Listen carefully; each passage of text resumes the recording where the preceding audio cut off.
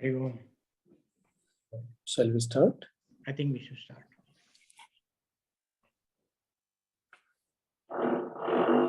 Just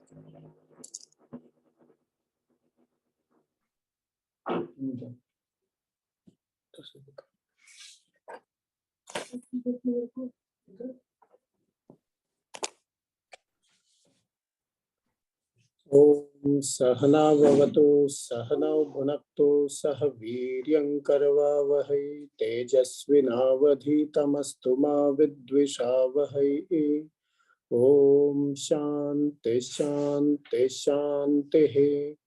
Om Bhadram Karnebhih Shrunuyama Devaah Bhadram Pashyemakshabhiryajatraah Sthirairangai Stuštuvagam Sastanobhih Vyasema Devahitam Yadayuh Swasti na Indro Vriddhashravah Swasti na Pusha Vishwavedah Swasti nastarkshyo Arishtanemih Swasti no Brihaspati Dadhatu. Om Shanti Shanti Shanti. So today we will be discussing something regarding the Navagrahas and how it is related to our continuing topic. So the background I'll give. In the Bhagavad Gita, we saw Bhagwan talks about the different devas and how one can nurture the devas and they nurture you, and then mutually you nurture yourself and move ahead towards success. Now, it may appear, and especially there are some texts which do mention and create this confusion. It appears as if there is one Ishvara, and then he created some agents, some 33 crore agents, and then he asked, he is the main mafia person, and then he asked that, okay, now you deal with my agents, you bribe them, and they in turn will take care of you. And if you face some problem, then you come to me, otherwise you deal with them. And then there are certain texts in the spiritual magazines and all, they say, why you have to go through the devas? You directly reach the Lord, directly reach the Ishvara. No need to go through all devas and all. So this creates such a big confusion. Really speaking, some people get so frustrated out of this theory that they look for some other religions and move ahead. They go even, they try Buddhism, Jainism or some otherism. So to remove this confusion, I thought, let me take up this topic in depth. And there is no such thing as one God and then his agents called devas, and then you have to deal with the devas, and then to reach that God, you have to move through them in these intermediaries. All this is, without understanding. Actually, as I said, devas are a personified forms assigned to the different universal forces, universal laws which govern the universe. And how it works, and because there are innumerable universal forces and innumerable laws which governs the universe, and therefore there are innumerable devatas.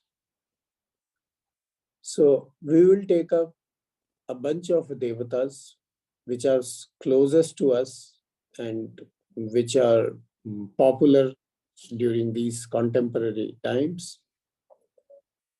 And we will see how it is not that they are agents, they are intermediaries and blocking our way towards Ishvara. All this is not correct.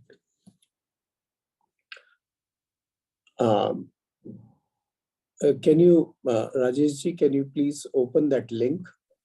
Yeah, sure.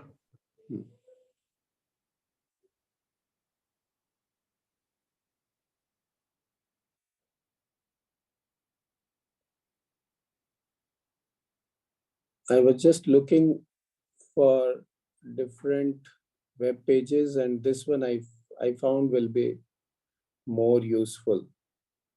So this is one of the popular sites in the temples in the south. Even in the north, you will find Navagrahas, and we do parikrama around the Navagrahas after visiting the main deity.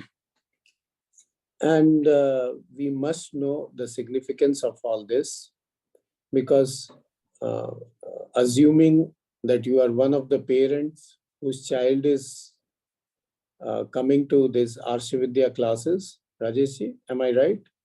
Yeah, some of them. During, Yes. yeah, some of them. And they may ask you as parents that what are Navagrahas? Why do we worship them? If we are worshipping one god, then why so many gods? All this, these questions may come up. So unless we have in-depth understanding, we will not be able to really explain them or customize an answer suitable to the age of the child. Because to customize an answer to a lower level requires a lot of understanding and in a higher depth. Then only you can cut out unnecessary things, and what is useful for the child, that much you give. But unless we ourselves are not aware of the knowledge, the facts behind what is happening in depth, it becomes very difficult to customize the answers. So these are the Navagrahas. Before we talk about the Navagrahas, we have to understand there is something called subtle force. Even though we tend to dismiss or ignore subtle things, and again, this is a paradox of life. On one hand, we give too much importance to grosser things, where we can see, we can feel, things are tangible. There is a cause-effect relationship which is visible to us. Those are the things we accept very easily. But when the cause and effect relationship is not clearly visible, we tend to dismiss it. We tend to think it's a belief. Whether you believe or you don't believe, it hardly matters, etc. And we ignore those things. At the same time, okay, this is the analytical self I'm talking of. At the same time, this same analytical person at times believes in prayers, believes in good wishes. On anniversary day, on a birthday, on some happy occasion, why do you say happy Diwali, happy birthday, or happy anniversary? What's so happy about it? Birthday is really a sad day, because that means you are reminded one more year is gone from your life. So why do we add this happy thing, and why do we give good wishes to them? Why wishes? Wishes has no meaning. Just because you wish something will happen, there is no guarantee. But we do that. And on the other hand, we dismiss subtle connections, and certain upayas. Upayas mean certain methodology by which you can invoke the devatas and influence them or ask for their influence in a positive influence in life. We try to dismiss all this. I don't believe. I don't know whether it happens or it doesn't happen. Why even this? Let us get into the most basic of subtle things, which we deal with it every day, whether I am an atheist, a believer, in non-believer, or half-believer. How many of us have seen gravitational force? Tell me. Anyone? No one. Since I don't see it, it doesn't exist. Can I jump out of my window from the first floor or even fifth floor? First floor, nothing much may happen.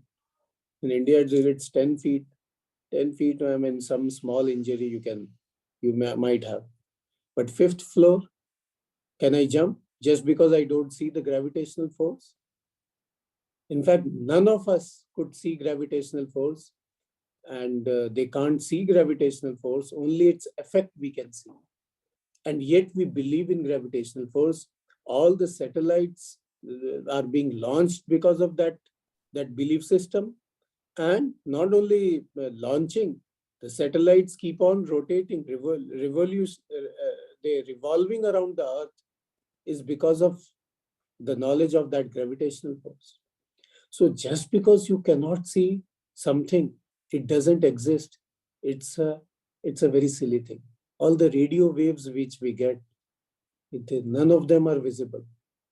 But there are special antennas which catch them, and then they convert it into some other signals, and we get as sound waves.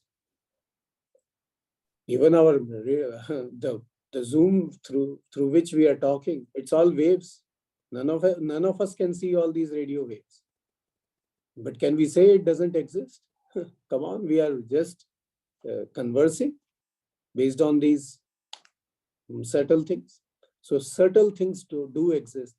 Just because something is beyond my five senses, it doesn't exist, is silly. Or something is beyond some instruments which my five senses can understand, and then it doesn't exist. That is also silly. In fact, all the hypotheses, and gravitational force is one such force. Why gravitational force? Even the electromagnetic forces, they are all subtle forces. You cannot see how a positive charge, and there's the attraction between a positive charge and a negative charge. Nobody can see. They can see the effect of attraction, that they come together. But what is happening in between, nobody can see. But it does happen. So we do believe in subtle forces, whether we like it or not. Only thing is, if we have made it a fashion that certain types of subtle forces we do accept, and certain others we choose to ignore or dismiss without even examining. That is very silly. That is a fanatic mind or an uneducated mind. Okay. So subtle things do exist. Subtle forces do exist. Prayers do work. Good wishes and all, even bad wishes do work. Okay. And that is why we have what we call as drishti dosha. In every culture, there is some way by which they say that somebody's evil eye must have affected your well-being. So they have some methods in the homes, even at the homes. I mean, when somebody is falling sick without any reason, then they will burn something in the house, or they will turn things over the head and then put it in fire, etc. And almost every culture has it. So even bad wishes do exist, and they do have effects. Similarly, good wishes exist, and they do have effects. So we cannot ignore all of them. Now, how these devatas, the concept of devatas, and then that they affecting our lives, how we are intertwined in this web of this cosmos. This is something so interesting. And this is what I am trying to bring out through this topic of Navagrahas. So, astrology is also one of the studies, one of the allied scriptures of the Vedas, one of the six allied scriptures. Jyotisham is one of them, and it deals with the Navagrahas and how it affects our lives, and how there is a predictability, and how one can overcome some difficulties and some other difficulties cannot be overcome. And this same concept of Jyotisham is used by Ayurveda. Ayurveda is another one of the allied scriptures of the Vedas. And it deals with the health aspect, but then it definitely pays attention to the effect of the grahas. Grahas are planetary bodies. Most of them are planetary bodies. And we are all familiar with them. The Sunday, Monday, Tuesday, all the weekdays, 7 weekdays are the names given based on the grahas: Sun, Moon, Mars, then Wednesday, Mercury, Jupiter, Venus, Saturn. Then there are 2 nodes, nodal planets. They are not actually planets. They are just intersection of the motion of the moon and the sun, keeping Earth as the center. Okay. So assuming Earth to be at the center and the movement of sun and moon with reference to Earth is, then there are intersection paths, and they are called Rahu and Ketu. Then they are also called Chaya Grahas, not actual Grahas, but pseudo Grahas, but they do have their own effects. Now, how do they affect? Let us just examine. All of us know this word lunatic, correct? Lunatic means what? Somebody who is mad, correct? Now, lunatic word has come from lunar. Lunar means moon, okay?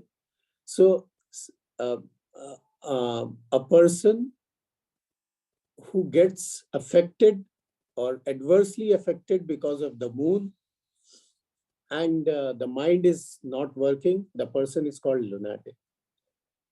So this is a Western concept. But when we come to the Vedas, we again find Chandrama Manaso Jataha, Chaksho Suryo Ajayata. So the mind is born, the Chandrama, the moon was born out of the divine person, the Purusha. From his mind, the moon was born, just to show the connection between moon and the universal mind. And universal mind consists of minds of all the people.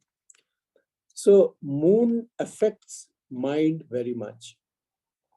This is very well known, even among the psychologists, and especially those dealing with people of lunatic behavior.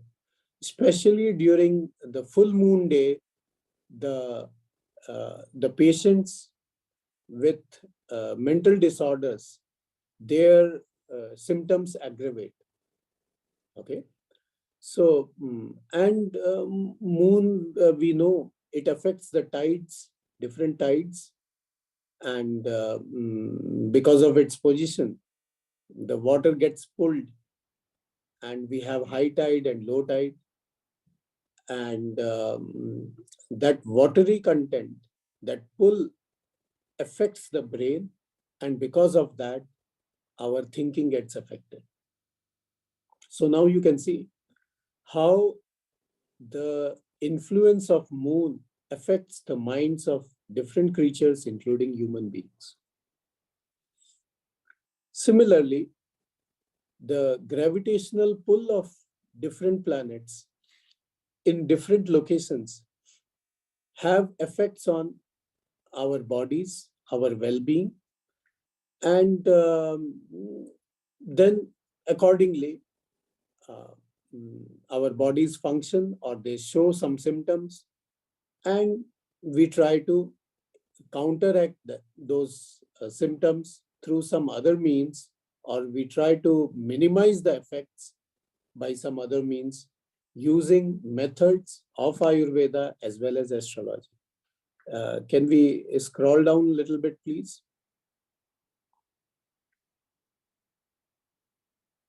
So in this model of Navagrahas, it is assumed that Earth is the center because things are happening with reference to Earth, and physics very well allows it. You can take anything as stationary, and with reference to that stationary thing, other things may be moving. That's a relative motion. So Earth is at the center, and all other planets are moving around the Earth in different paths. And Sun being the primary one, because it's the largest and it's the energy giver. So it affects in various different ways, not only through its gravitational pull, but even also because of its light and heat, whatever energy it gives, and different other radiations, which we can't see, but which affects our lives. So sun is the primary, they name it as graha. And then you see how translation creates problems. First, you translate graha as this. This is what I used to encounter during my childhood. So first, they will translate graha as planet, okay, which is not true, because graha is graha, planet is planet. It so happens that some of the grahas are planets. Then they say if graha is planet, then Surya also is a graha. We say yes. So Surya is supposed to be a planet. Now we are stuck because Surya means sun. Sun is not a planet, it's a star. Then they say, how unscientific your Jyotisham is. But tell me, who asked you to first to translate Graha as planet? Graha is Graha. This is a different model. Any planetary, any heavenly body which is close to Earth and which is directly affecting our lives, we are calling it Graha. Don't first translate it as planet and then pick holes in our scriptures. It is just like first saying dharma means religion. Who said dharma is religion? Dharma is dharma. Religion can be loosely translated as faith or something. There's nothing called, we didn't have a concept called religion. They will translate Atma as soul, and then they will say, you say animals have Atma, but we say the animals don't have soul. The Bible doesn't say so. Who asked you to translate Atma as soul?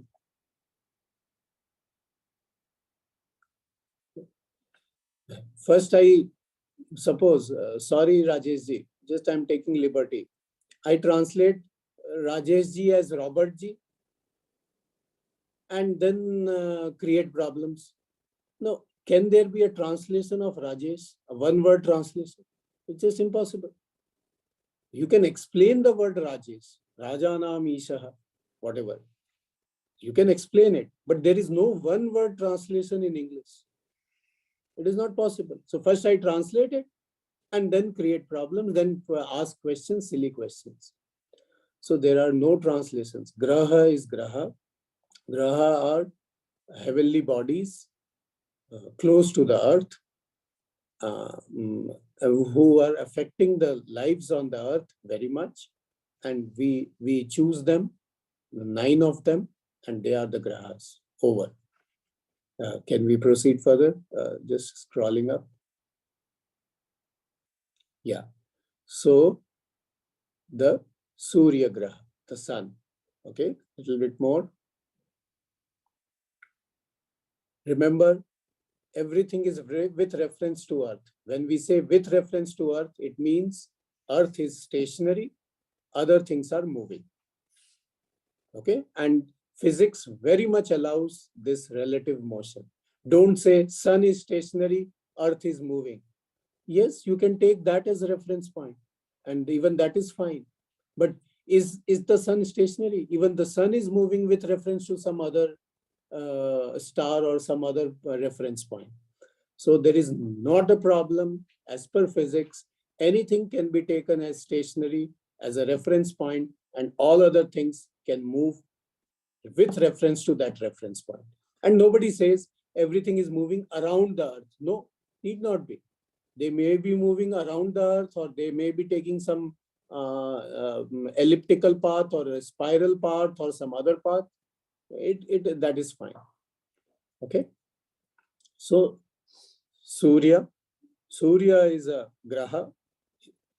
That graha represents certain things. So it is a devata. What are the things it represents? Please scroll up. Yeah.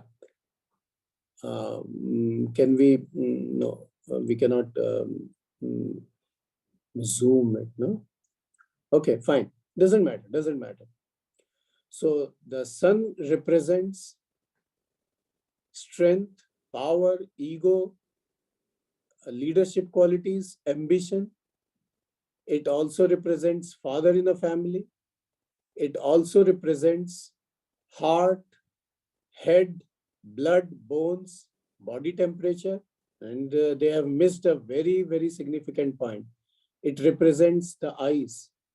Chakshoho Suryo Ajayatah. From the universal eye, the universal Purusha, the eye of the universal Purusha gave birth to the sun. So eyes and sun are very much connected, yes. So they have missed out one point, and that is eyes.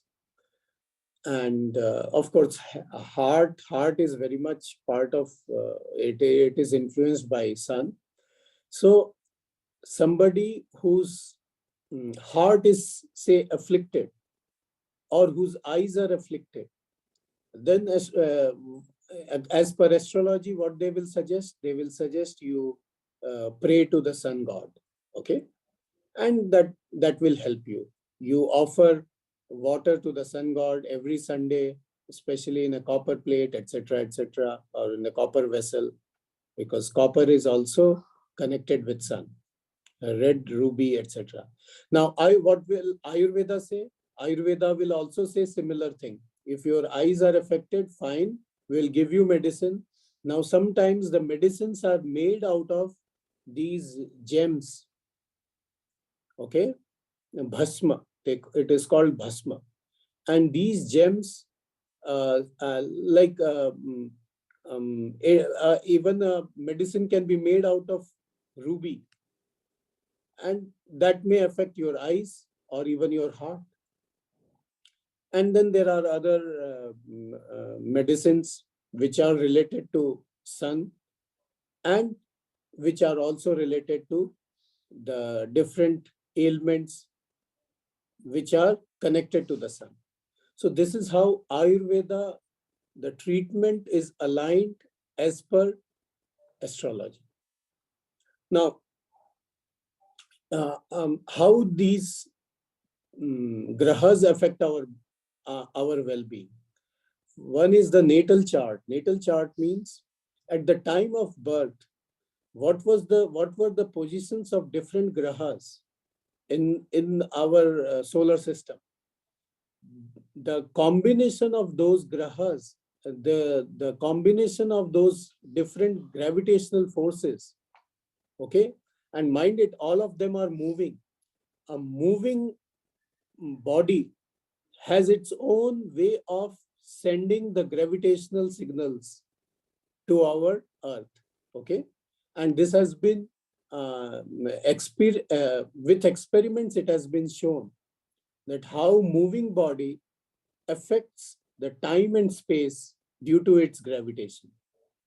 And they have even shown it through curved space and time graphs. So, and it is more than gravitational force. Gravitational force is one which we have recognized and which is very subtle, but its effect is visible, but we cannot see a gravitational force. There are other forces or rays or whatever you want to call, which are emitted by these grahas, which may not be known to us, but which does affect us. And that is shown in this Jyotisham and in Ayurveda. And we try to adjust the things accordingly. So at the time of birth, the different forces which are working produce a body which is prone to certain things. Okay. So for example, at the time of birth, if the sun is afflicted means adversely impacting a person, then we will find this child will have problems either in the eyes or in the heart or with the blood or the bones, etc. Now, to compensate that, what do we do? They will suggest you pray to the sun god, and these are the prayers for the sun, and you offer this copper, you donate copper, you donate wheat, and etc. etc. And similarly, Ayurveda will also give certain medicines, and it will also recommend the same measures what the Jyotisham says. And this is how people get benefited. And I know one doctor, okay, in Chandigarh, Mohali area. He and his wife, they are like they have this what we call, they are panel doctors for the Australian embassy and the Canadian embassy and the New Zealand embassy. You understand, the panel doctors for when one person applies for a visa or long-term visa or a PR, permanent residency and all, then they have to go through certain tests. And these are the authorized doctors. So they belong to that category. And the husband had this problem with the eyes, something which the other doctors couldn't cure. So finally, he had to resort to prayers of the Lord Sun. And he did for 2 years, and then he regained the sight. He's a doctor. He knows medicine. He knows other specialists. He knows other doctors. And his eyes were not cured with all the means. And they were cured only by the prayers to the sun god.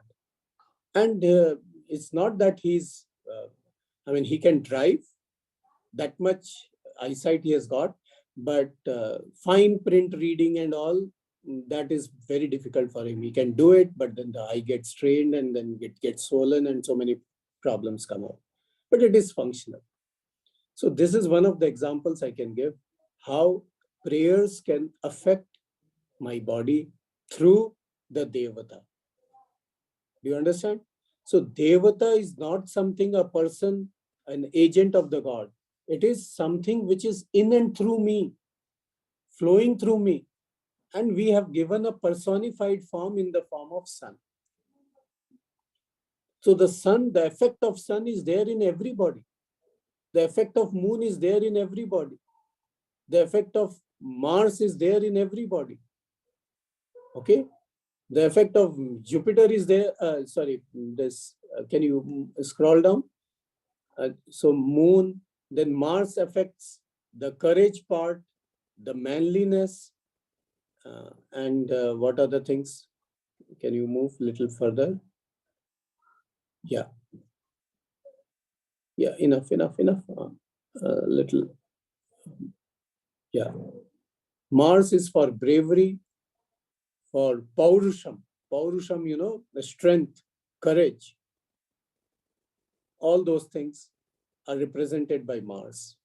So somebody who is, whose Mars is very strong, they will say that he will go in the military, or he will be inclined to go into military services or police services, or even administrative services. Similarly, Mercury. Mercury represents our capacity of communication, logic, mathematics, poetry, and so on and so forth. So speech, oratory skills. So these are governed by Mercury. So somebody whose Mercury is afflicted, that person may be stammering. So a person who stammers, then as per Jyotisham, astrology, they will recommend methods to propitiate Mercury, Mercury god. Propitiate Mercury god means what? Propitiate that principle which governs the speech part, and through that they try to minimize the impact of stammering. Okay. Then Jupiter. Jupiter represents wisdom, knowledge, spirituality, somebody who can give advice, a teacher, etc. So they say a person with a good placement of Jupiter in the chart, that means who's in whom the grace of Jupiter is more, or the Jupiter is well placed, many different doshas created by other grahas, they get cancelled. Why do they say so? Because a person who is open to right advice can overcome so many difficulties of life, so many handicaps. Whereas a person who is closed-minded, who will not listen to the right advice, or for whom the right advice appears to be wrong and the wrong advice appears to be the right one. Okay, such a person, we say the Jupiter's grace is not there, and so the person will suffer. Naturally, logically, we can understand. When right appears wrong and wrong appears right to a person, can that person be saved from any problem? No way. Whenever something, even he or she falls sick, and the right doctor gives the right medicine, the person will refuse or will not take the regular intervals or create shortcuts. The person will not get cured. So that's how. So when a person has this kind of a problem, Jupiter is afflicted, then they pray to the Jupiter god. Means again they are playing to the Almighty in the form of Jupiter, so that the person is open for right knowledge, right guidance, right kind of wisdom. Next, Venus or Shukra. Shukra is also called a teacher, okay, teacher for the Asuras, because Shukra represents guidance, but through bhoga. You see, Jupiter represents guidance through yoga, whereas Shukra represents guidance, etc., through bhoga.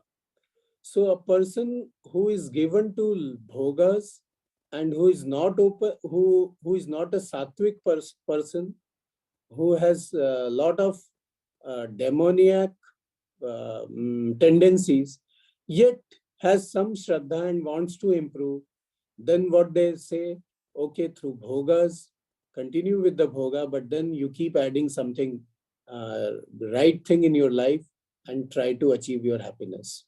So Shukra represents that. Shukra also represents the reproductive system and pleasure, sexuality, etc., etc. So somebody whose Shukra is afflicted, it may lead to impotence and difficulty in giving birth to a child, etc. These problems do exist. And then we propitiate Shukra that principle of the universe and pray for having a nice progeny. Next. Saturn represents laziness, mental slowness, discipline, hardship, losses, misfortune. And all these things are important because sometimes we don't learn till we are hit badly. Saturn gives us an opportunity to start thinking in a different way. Otherwise, we have our own set of ideas, own set of assumptions, own set of theories, and we stop listening to anything different, anything which is told, which is different from, which doesn't match my thinking. We try to close our ears to it. When that changes or could change, the possibility happens when we are in a very difficult situation, all our assumptions fail, and that is the time we get a shock, and possibly we are open to new thinking. So shock, trauma, misfortune, losses, suffering gives us an opportunity to rethink our basic assumptions and basic thought processes and try to align with the reality. So that way, Saturn helps us in changing things. Okay, and it also represents strong discipline. It also represents justice. So that is how, I don't know, but all over the world it is like that. Saturn represents black, and all the justice related matter, advocates, judges, etc., they wear black traditionally. Okay, just as that lunar thing, lunatic, lunar, moon, mind, Chandrama, Manasa. Okay, Western, Eastern, in both the philosophies we find similarities. Similarly, it happens with Saturn.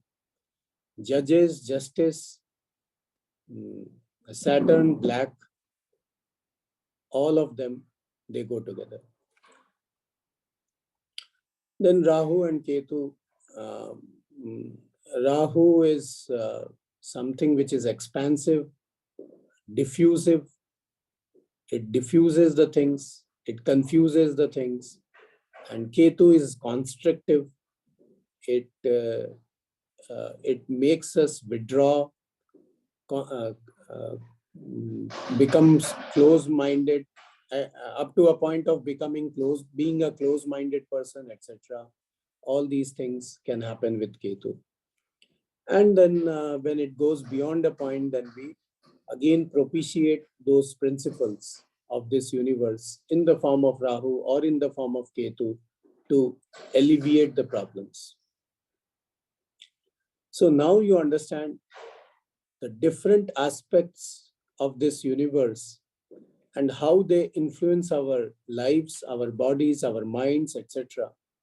And how we propitiate those principles by giving a personified form and then try to alleviate or reduce the effects, unwanted effects, or increase the wanted effects in our lives, and we fine-tune our lives accordingly. And so this is how we propitiate the devatas, we interact with them, they are intertwined in our lives, in the web of our life, in the web of this universe, and we fine-tune and live with them in a manner which is a balanced one and which is helpful to us. So this is the way of living along with the devas, propitiating the devas, and then getting their blessings and living an optimal life. Optimal life may not be the perfect life, but whatever is possible, the best possible within the given circumstances. That's what we call as the optimal life. So these are the Navagrahas. Similarly, they are the Devatas. Then there are other Devatas for different other things. And one can propitiate and change things accordingly. Okay. So this is the concept of Devatas. Correct? So Devatas are not agents like we have in temples in India. They are pandas. Okay. So to have darshan of Bhagwan, you have to hire a guide or a panda, and then the panda will take you and have for you to have darshan of the Lord. It's not like that. These devatas are very much the life principles which affect our lives, and they have been given a personified form and a way to propitiate them and fine-tune our lives accordingly.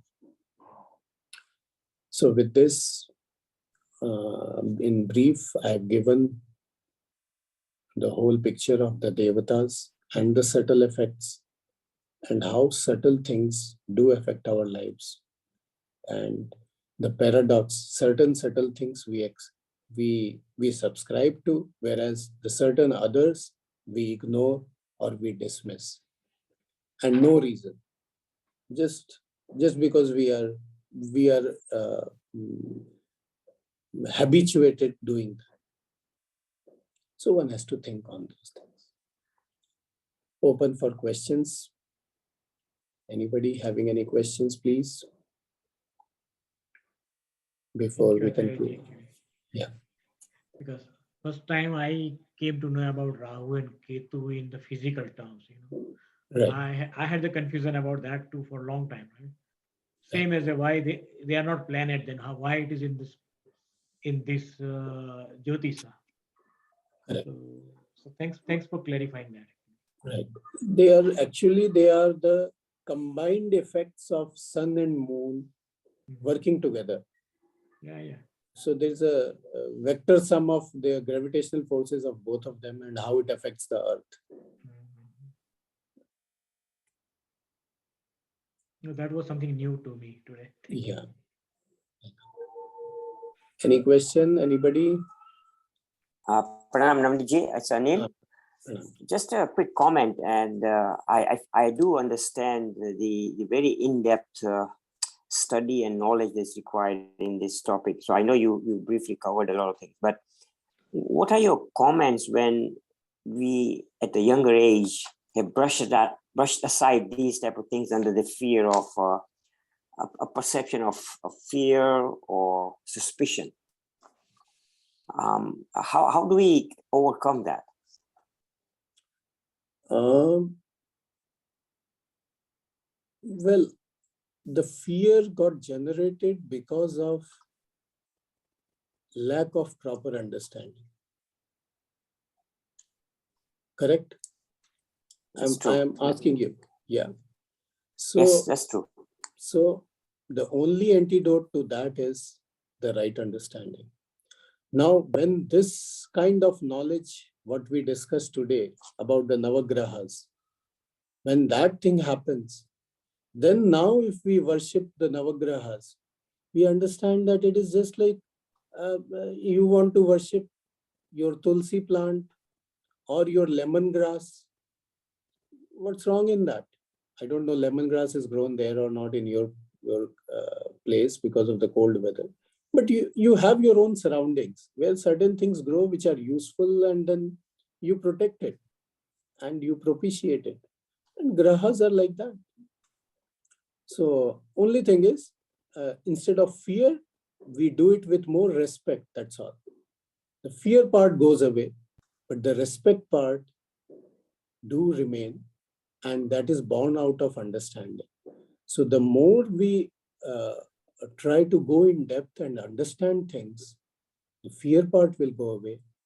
And actually it's the reaction. Because of that fear, we want to dismiss the whole thing, so that the fear also is gone along with that concept of grahas and devatas, etc. But it is not like that. Things are much more deeper and much more intricate and much more, I will say, close to us, unavoidable. So when that understanding comes,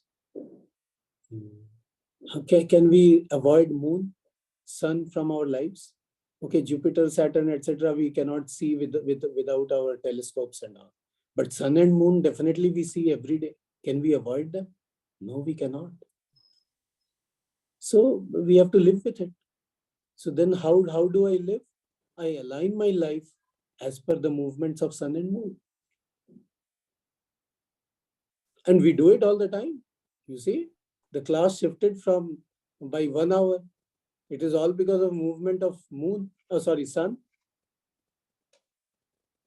Isn't it? We do align. So that's prudence. It's not like we are afraid of the sun god and that's why we change the time of the class. It's not like that. There's a day saving time. The time zone changes. The time zone actually changes by 1 hour from here to there. And that's prudence. That's practicality. That's by understanding. There is no fear. When that can happen, even this can happen. Praying to the Navagrahas, propitiating, and aligning our lives according to them.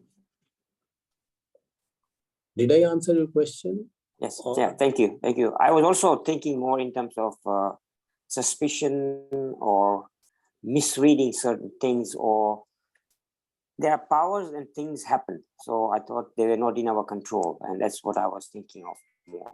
They are not directly under our control, but the scriptures have shown us the way to control them. Again, the word control is, it's a Western concept. We don't control. We align. We ask them to align with us and we ourselves align with them. It is just like, you must have heard of that famous quote from the Red Indian. The earth doesn't belong to us. We belong to this earth. Have you heard this quote? Not really, no. No. Please search this quote on the internet and you will get the whole paragraph. The Western concept is the earth belongs to us. We exploit the resources of this earth and then we take control of the things and then we enjoy our lives. Whereas the Red Indian chief who gave the things, the whole thing is given to us and we belong to this earth. The earth doesn't belong to us. So we don't own the land. The land owns us. And that's a very different way of thinking and living. There's no exploiting. The word of exploiting the resources of earth is gone. It becomes the use of resources provided to us by Mother Earth. So there is a reverence, there is a humility. In the other one, there is a control, there is a power. Here, again, we are doing the same thing, but the attitude changes from power, control to humility and surrender. Thank you. Thank you, Naviji. That clears up. Any other question? Okay, then we stop here. Yeah, sure. Om Sahana Bhavatu. Sorry. Om Purnamadah Purnamidam Purnat Purnamudachyate Purnasya Purnamadaya Purnameva Vasishyate. Om Shanti Shanti Shanti. Harihi Om Shri Gurubhyo Namaha. Harihi Om. Thank you.